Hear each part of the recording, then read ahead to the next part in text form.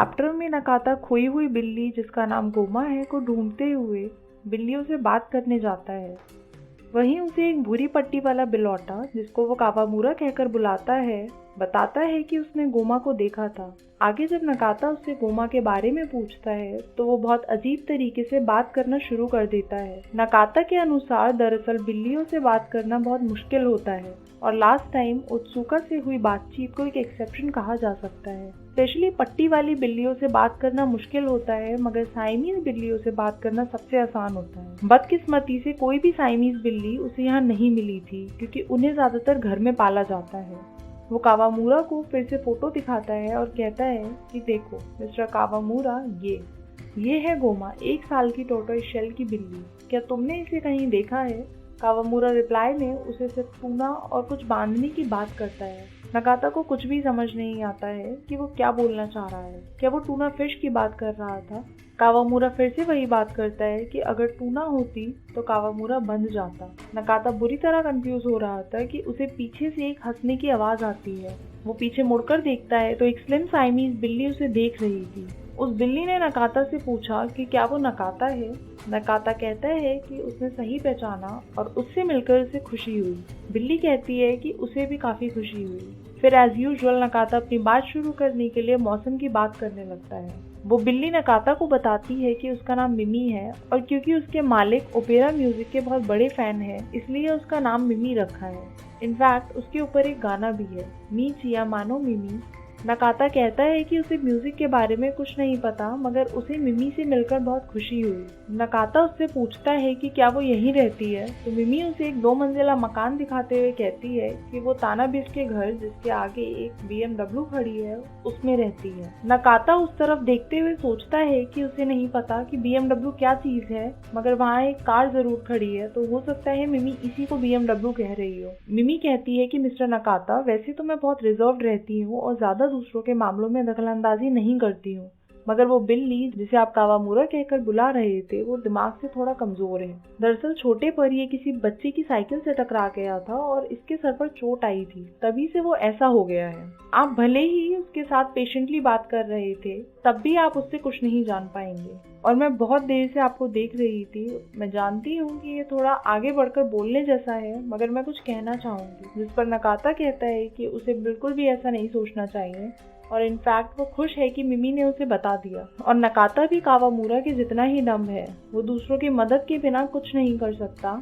इन्हीं वजहों से उसे हर महीने गवर्नर से सब्सिडी मिलती है, तो वो मिमी की बात बिल्कुल सुनना पसंद करेगा। मिमी कहती है कि वो उसे क्लैरिफाई करना चाहती है कि वो उन दोनों की बातें नहीं सुन रही थी, वो तो बस वहाँ सो रही थी, तभी उसके कानों में उनकी बातें पड़ी। मिमी नकाता को सजेस्ट करती है कि अगर वो चाहे तो वो कावामूरा से बात कर सकती है, क्योंकि 2 बिल्लियों का आपस में बात करना ज्यादा आसान होता है। नकाता कहता है कि ये बहुत हेल्पफुल होगा। मिमी धीमे से उठती है और कावामूरा के पास जाकर बैठती है, तो कावामूरा उठकर मिमी को सूंघना शुरू कर देता है और तभी मिमी उसके गाल पर एक जोर से चाटा मारती है और बिना रुके उसकी नाक पर भी एक लगाती है और वो उससे कहती है कि मेरी बातों पर ध्यान दो। और फिर नकाता से मुड़कर कहती है कि यही तरीका है इससे सच निकलवाने का। उसे उस पर तरस भी आता है, मगर इसके बिना वो उसे कुछ बताएगा भी नहीं।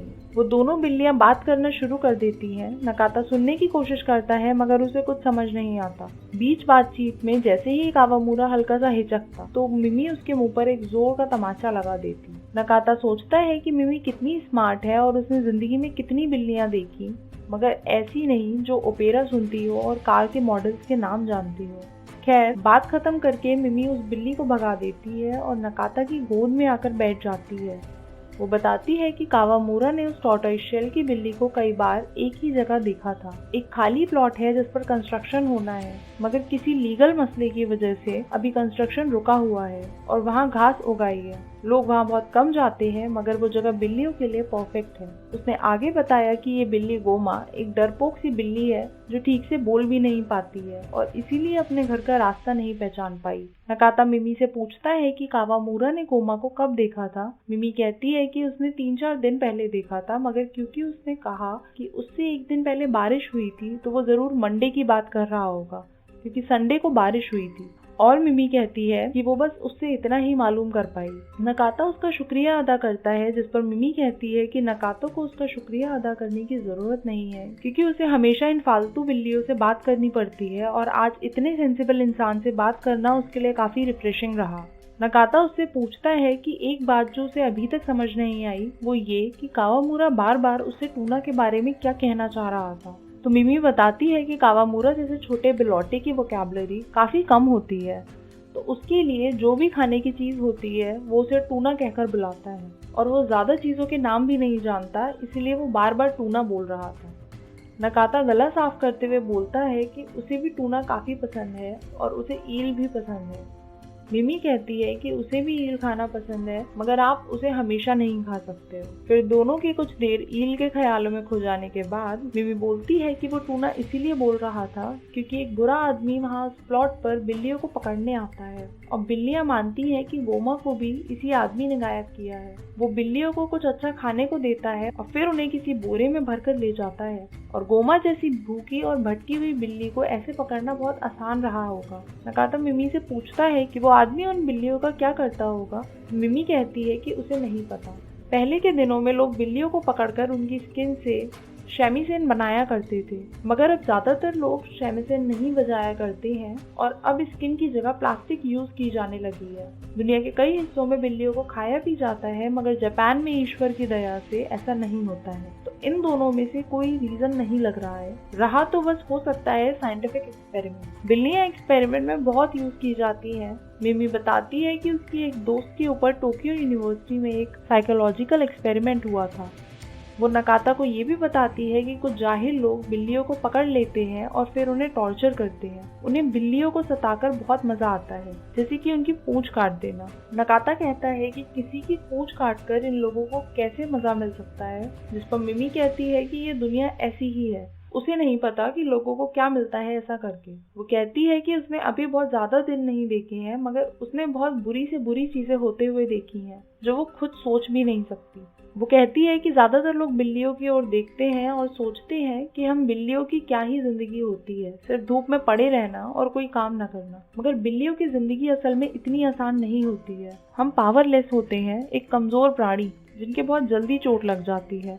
हमारे पास कछुओं की तरह कवच नहीं होता, ना ही हम चिड़ियों की तरह उड़ सकते हैं। हम जमीन में खोदकर नहीं छुप सकते और ना ही गिरगिट की तरह रंग बदल सकते हैं। दुनिया को शायद कोई अंदाजा भी नहीं है कि कितनी सारी बिल्लियां रोज चोट खाती हैं और हम में से कितनों का अंत बेहद दर्दनाक होता है। वो नकाता से कहती है कि वो तो अच्छा है कि उसको इतनी अच्छी फैमिली मिल गई है रहने के लिए, जो उसका इतना ख्याल रखते हैं, मगर सड़क पर रह रही बिल्लियों की स्थिति काफी खराब होती है। नकाता कहता है कि मिमी तुम बहुत समझदार हो ना। मिमी झेपते हुए कहती है कि वो तो बस ऐसे ही पड़े पड़े टीवी देखती रहती है, तो उसका दिमाग इन फिजूल बातों से भरा पड़ा है। वो नकाता से पूछती है कि क्या वो भी टीवी देखता है, जिस पर नकाता कहता है कि टीवी पर लोग बहुत जल्दी जल्दी बोलते हैं तो वो समझ नहीं पाता, और क्योंकि वो अनपढ़ है तो वो टीवी में चीजें पढ़ भी नहीं पाता। वो कभी कभार रेडियो सुन लेता है, मगर रेडियो में भी लोगों के जल्दी जल्दी बोलने की वजह से वो थक जाता है, तो वो इन सब की बजाय खुले आसमान के नीचे बैठकर बिल्लियों से बातें करना पसंद करता है। फिर नकाता मिमी से कहता है कि वो अब उस खाली प्लॉट पर गोमा को ढूंढने जा रहा है।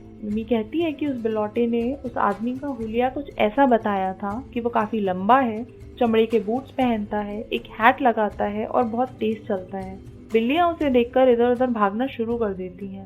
नकाता कहता है कि उसने ये इन्फॉर्मेशन अपने दिमाग में स्टोर कर ली है, और वो मिमी का शुक्रिया अदा करते हुए कहता है कि अगर वो नहीं होती तो नकाता कावामुरा के साथ सिर्फ टूना पर ही फोकस करता रहता। मिमी उसे चेतावनी देते हुए कहती है कि ये आदमी बहुत बड़ी मुसीबत हो सकता है, वो जितना सोचा जाए उससे भी ज्यादा खतरनाक है, और अगर वो नकाता की जगह होती तो वो वहाँ कभी नहीं जाती, मगर क्योंकि वो इंसान है और ये उसका काम है तो उसे वहाँ जाना पड़ेगा, मगर वो पूरी सावधानी जरूर बरते। नकाता उससे कहता है कि वो ध्यान रखेगा और उसे धन्यवाद देकर उस खाली प्लॉट की तरफ चला जाता है। वहां पहुंचकर वो देखता है कि वो एक प्लेग्राउंड जितना छोटा प्लॉट था। वहां कभी जो माल गोदाम रहे होंगे अब खंडर होकर टूटे पड़े थे, और जिसकी वजह से जमीन उबड़ खाबड़ हो रखी थी और जगह जगह घास उगाई थी। वहां मौजूद बिल्लियों से जब नकाता ने बोलने की कोशिश की तो उसे इग्नोर करते हुए घास में घुस गई। फिर वो एक ऊंचे से टीले पर चढ़कर आसपास देखने लगा, मगर वहां उसे कोई दिखाई नहीं दिया। फिर एक ठीक जगह चुनकर वो वहीं बैठ गया और उसने अपने बैग से बीन जैम बंस निकाले और थर्मस में रखी चाय के साथ उन्हें खाया। खाने के बाद अपना बैग बंद करके वो बूट्स वाले आदमी के बारे में सोचने लगा और वहीं रुककर उस आदमी का इंतजार करने लगा।